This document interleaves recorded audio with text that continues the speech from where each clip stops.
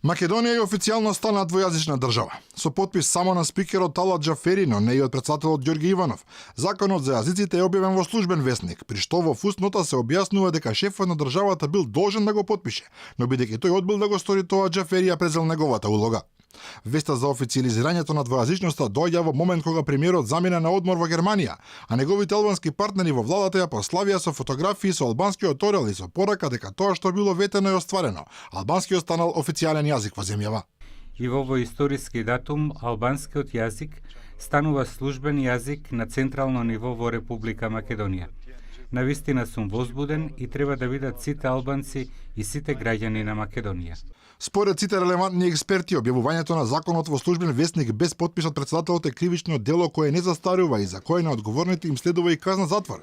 Меѓутоа, директорот на оваа установа смета дека единствениот кој во случајов е виновен е токму Иванов, кој одбил да го стави својот подпис. Инаку со законот за употреба на јазиците кој беше изгласан без поддршка од пратениците од ВМРО ДПМН, судовите обвинителства дека кои сите институции се обврзани да овозможат користење и примена на албанскиот јазик.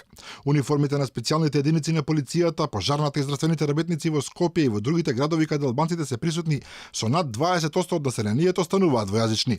Со овој закон е предвидено и основање на агенција за примена на јазикот што го зборуваат 20% од граѓаните, која ќе биде финансирана од државниот буџет. Предвидено е и формирање на инспекторат за употреба на јазиците во рамки на Министерството за правда, а ќе се регулира со посебен закон. Ќе се менуваат и денарите, и книжните и кованите, како и поштенските марки.